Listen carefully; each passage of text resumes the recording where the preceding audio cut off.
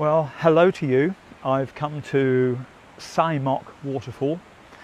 This is out beyond Mae Rim. I'm on a trail that links several of the previous videos I've made of the Javelin Man, King Varanga. Whilst on my way up the mountain, I'm stopping off at something that's rather special. Lately it's become little known because of the signpost having been removed, but it's free. You can just drive up if you know where to go and find this spectacular place. It's only about 20 minutes, half an hour maximum out of town, but it's glorious. Let's have a look. This area is not part of a national park. There are no staff attending, obvious staff attending, and it's quite clear from the amount of rubbish and debris, not from the storms or from the flooding from the water that's passed over here, but you know, people just littering. Can you hear that? Can you hear that water?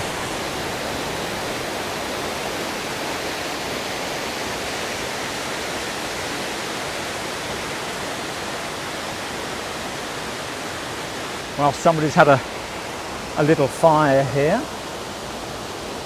and by the look of it, they've been having a feast on snails. Oh, there's some there.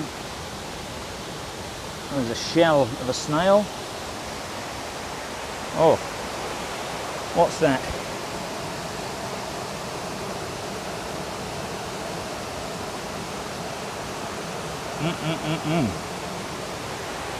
Somebody's been eating shellfish here. I've been here a number of times and I've never really seen anybody here apart from anybody I've come here with. You know, it's underestimated how beautiful this place is, I would suggest, because it's so little known.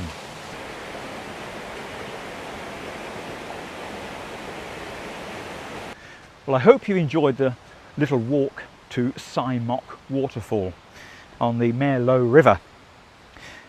I'm now going to jump back in the car and travel up the mountain to a rather special place. All the places I go to I feel are special. That's why I want to share them with you. But this place knits together the story that I've been telling you in other videos of Queen Cham Dhevi. Now, Queen Cham Dhevi was the 12th century Buddhist calendar, or 700 year in Gregorian calendar, ruler of a region called Hariphunchai, which is today called Lampun. This wonderful person brought a lot of prosperity to the kingdom of Hariphunchai, and she managed to thwart the attacks of neighbouring kingdoms.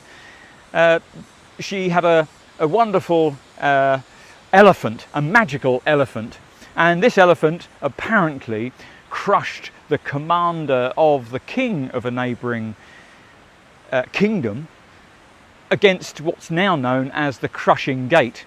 Now, the elephant, Queen Cham Dhevi, are covered in other videos I've done, so please check those out. I'll leave links below. I'll put one up above as well. Now, Queen Cham Dhevi, she had a suitor, somebody who was looking for her hand in marriage. A neighbouring kingdom, the LAWA people, to the northwest of Hariphunchai. The leader of that kingdom was Khun Luang Wilanka.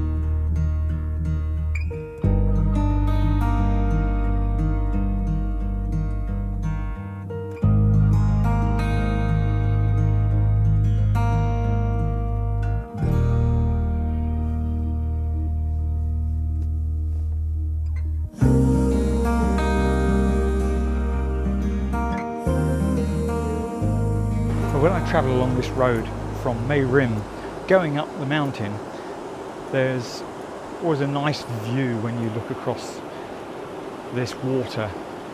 Today the water's quite full and it's rushing over this weir. Lovely. Some cattle here too. Beautiful, majestic creatures. Well, here we are at the King Varanga Memorial Park. This is a little space on the corner of the road in Ban Mueang Ka that is dedicated to the King Varanga, or locally known as Khun Luang Wilanka. Now these statues are of King Varanga throwing javelins. I don't know whether this is his first one he's throwing or the second one. But he's wearing a headdress. And this headdress has great significance in this story, the romantic. He's possibly serenading the cherished queen of Hariphunchai here, Queen Cham Dhevi. We're here on the foothills of Doi Pui, which is the back of what people see as Doi Suthep. And Mr. Wilanka, Khun Luang Wilanka, he was the king of this kingdom of LAWA, the LAWA people. He was so enamoured by the queen of Hariphunchai that he sought her hand in marriage, and she was very suspicious. She pushed him off. He even attacked the city. One of his closest aides, the commander of his forces, was crushed by an elephant, her magical, powerful elephant that I've shown you in a previous video. I'll leave a link above. Crushed the commander at what's now known as the Crushing Gate in Lampun. But he was so he was so committed to finding her a way to her heart that he insisted, and she said, "You can have my hand in marriage if you can throw a spear from your kingdom to my kingdom and it lands within Hariphunchai." She gave him 3 javelins, and on his first he threw from the top of Pui, and it nearly got to the kingdom of Hariphunchai. In some writings I've found it's really difficult, like all the others. It created a swamp, apparently. It created a crater, and now that's called a swamp. The second, the queen, she was so fearful that he would succeed on his second attempt that she thought she must do something. So she made him a gift, a headdress. She made this gift of her undergarments and surreptitiously put some menstrual fluid in the undergarments. And according to superstition of the day, menstrual fluid messes with men's heads.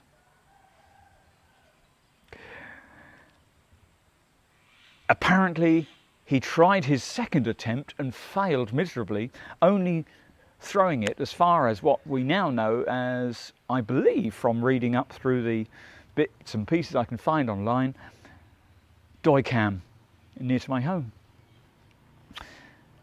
And almost where his I believe his father came from. Angry and empowered by this, he threw his third one, and as the spear went into the air, he ripped his clothes off, put himself below the javelin, and it came and speared him in the heart. It killed him. Now, the dying wish of the king, was to be buried on a place that he could always see Hariphunchai. Now, in another video, I'll take you to the place where he was buried, or his coffin reached. But I want to tell you a story about how it got there. The guy he asked to make sure he was buried at a place that could see Hariphunchai, true to his word, set off with a procession of musicians, and this was at the base of what we know as Suthep or Pui, and they tried to climb the mountain with the coffin, but along the way they actually went underneath a very, very special ivy, and this ivy, once again superstition believes that if people pass below it, it can cause people to get lost. So, as with all stories of superstition, it came to pass that the musicians actually got lost. They wandered off course, and now, today, various mountains around the foothills of Doi Pui are named after them. It's now called Doi Klong and Doi Khong and Doi Ching. These are musical instruments. Well, the procession went on without the musicians, and the leader of the procession, Mr. Sena Amat, he took the procession to the top of the mountain he could find that would, he thought, look over to Hariphunchai. It's like a tabletop mountain. It has a square profile to it. I'll take you there in another video. The procession got there and the lid fell off the coffin, and that's where they left the coffin buried at the top of that mountain. So this superstition, as people in Thailand are very superstitious, now gives us another story, which is that there are three places where the spirit of Khun Luang Wilanka, King Varanga, is residing. Number one, here in his village, which is Ban Mueang Ka. Number two, at the top of the mountain where his body was interned in the coffin. And number three, Doi Ching, and that's apparently his ancestral father's home, which there is quite a story behind that, including revolving around buffaloes. So maybe that's why we've got the Kwai, because I live in Nong Kwai. Well, we'll find out. I'll investigate and see what I can find. Well, it's good to have known your story, and I wished I had understood it earlier so that I could have visited here sooner to find a guide that was passionate about finding romance, finding a heart, finding love, but who died suffering unrequited love.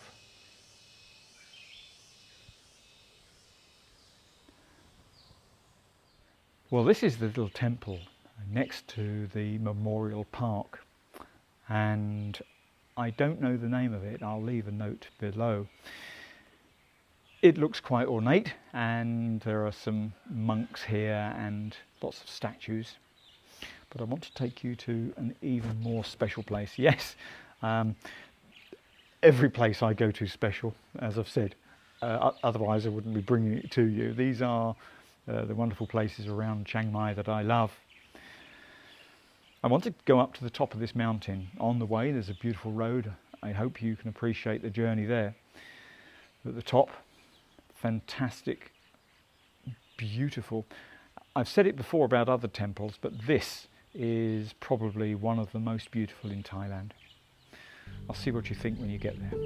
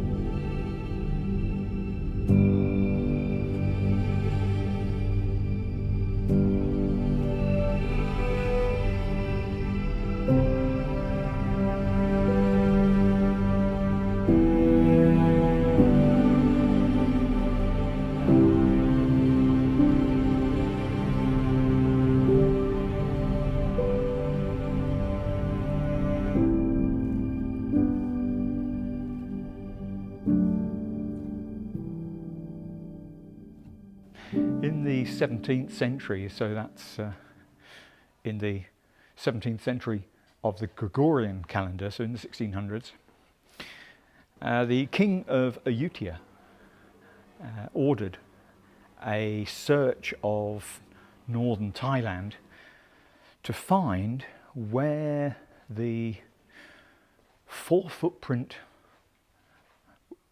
figure was positioned. He sent off hunters to find, and reportedly one hunter saw a deer who was injured, and this deer was going into the forest, and the hunter saw the deer bathing, and after the bathing it miraculously recovered. The hunter looked at the pond, the water, and found the footprint, or the 4 footprints.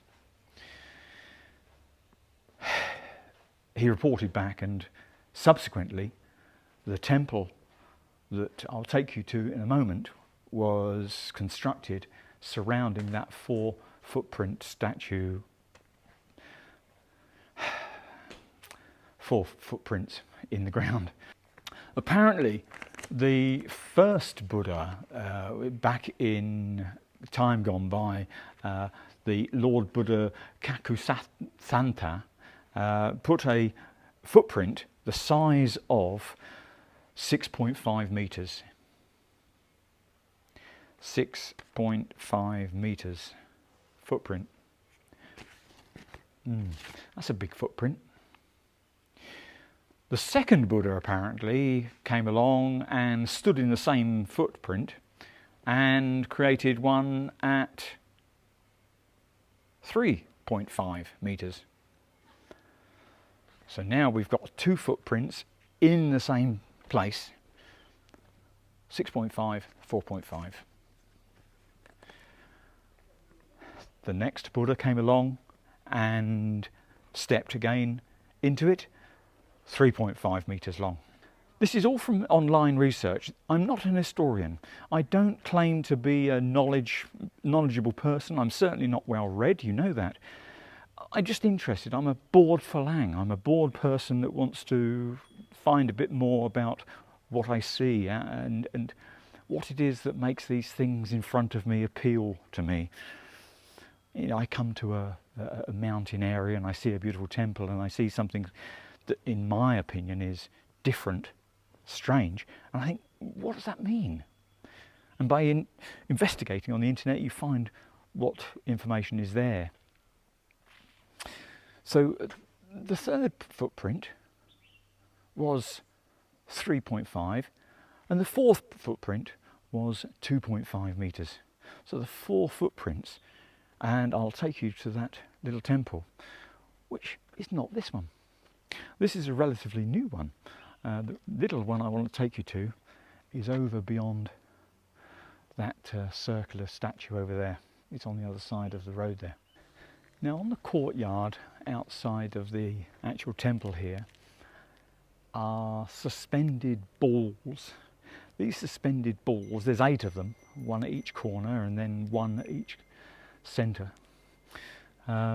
They have a means of giving merit, bringing good luck, but also raising some funds. It's not a big fundraiser, but it's a way of raising funds. And at special times, you know, a big campaign will be announced to bring people here to do this, but it's available every day really. Now you go to the little lady at the bottom of the stairs here and they give you a little pack here, and in this pack there's a little sachet of glue, but also there's a sachet, paper sachets containing gold leaf, and there's 8 pieces in there, 1 for each of the balls. And what I'm going to do is go round and put a little bit of gold leaf on each of these balls, and then I'm going to go inside and wire the Buddha in there.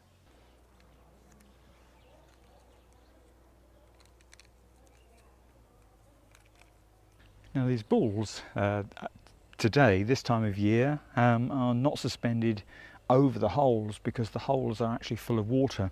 What people normally do is lean down into the hole and put the gold leaf onto the ball in the hole. They also throw money into the hole, or at least onto the ball, and some of the balls have got money on them and the holes have got a lot of money at the bottom. There's the gold leaf inside. Don't touch it with your fingers because the sweat of your fingers will actually stick to the gold. Sometimes you need the glue because there's not enough moisture in the air to stick it to the ball. But today there's enough.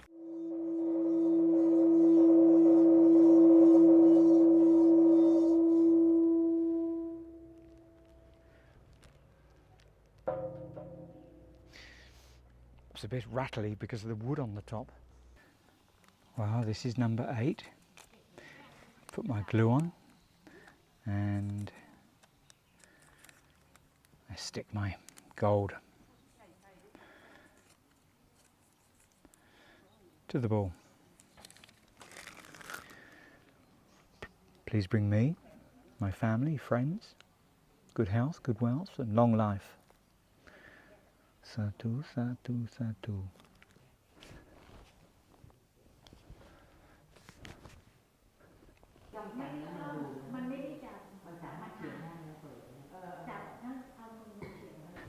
One of the things I had a problem with when I first came to Thailand was people talking during ceremonies, or people talking in places that I thought were places you should remain quiet.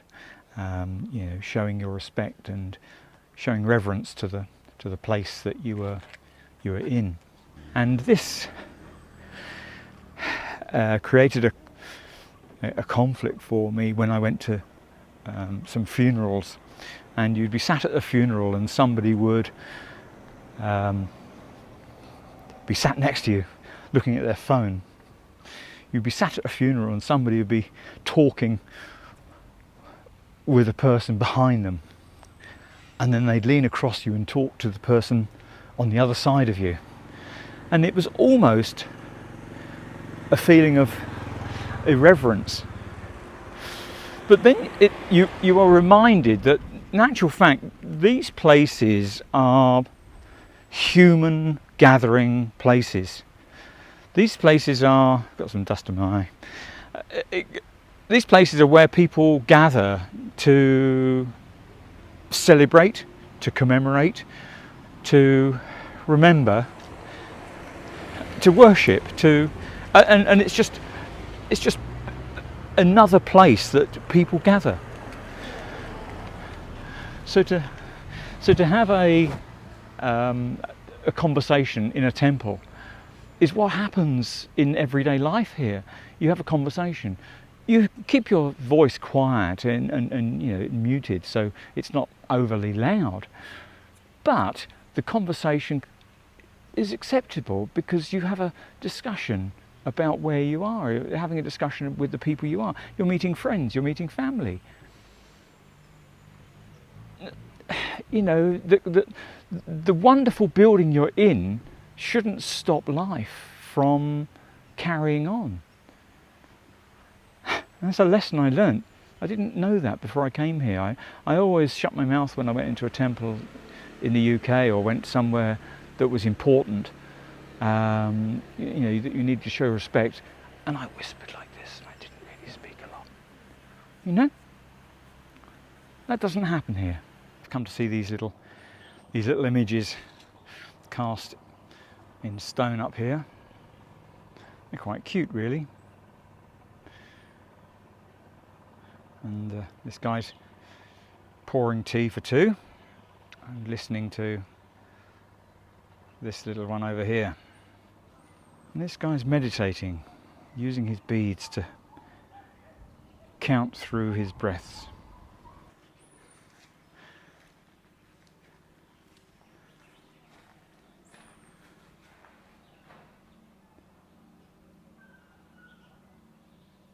So this is the entrance to the old temple at Wat Phra Phutthabat We're going to go up the stairs and see the monument, the statue, the stone, the 4 footprints, the place that the hunter found all those years ago.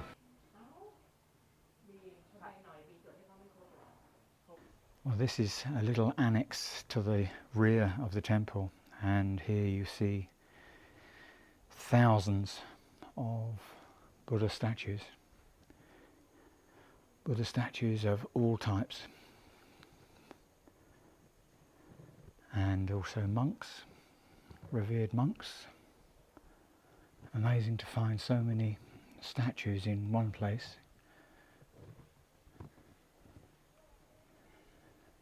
Why? I cannot tell you. The purpose of it? I don't know. Well, I've not seen one of those before. I've seen a chicken, but I've not seen a statue like that. That's very interesting. And here's another one. Oh, fascinating. Bit henpecked, that one. Newly delivered Buddhas in their plastic still. Here's Rama V, a very well revered king who set the people of Thailand free from slavery, and is said to be the background of the story The King and I, Yul Brynner and so on.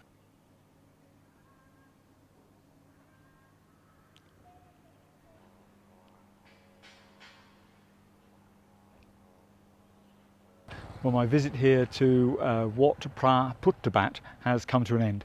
I hope you've enjoyed the short trip up the mountain from Chiang Mai. It's only about half an hour, 3/4 of an hour's journey, but people have got to know where to come.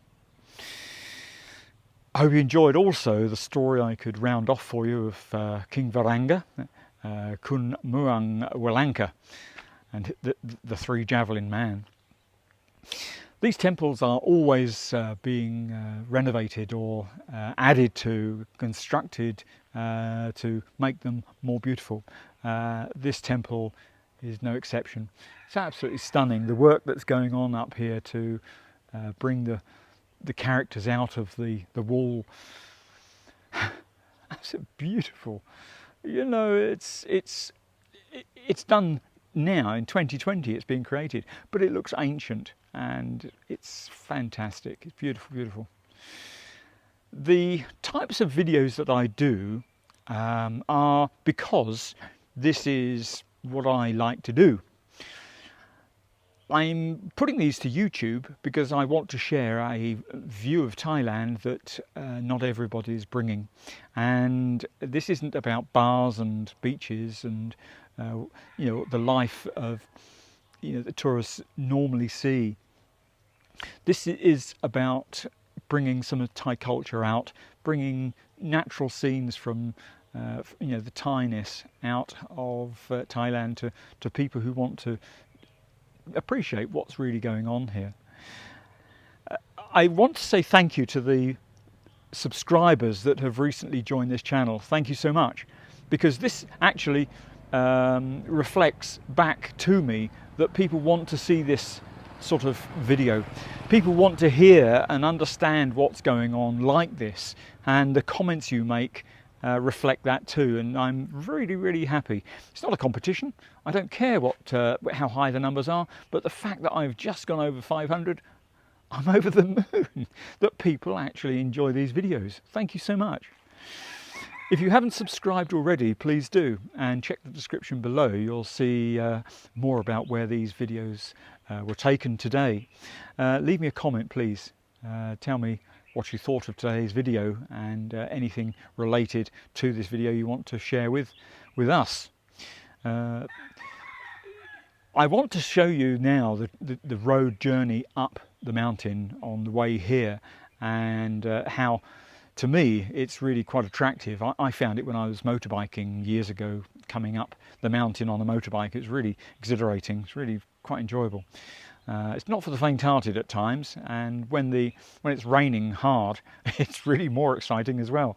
Anyway, I wish you well. I wish you all the happiness and success in your life that you deserve and that you bring upon yourself. Take care. See you next time. Bye-bye.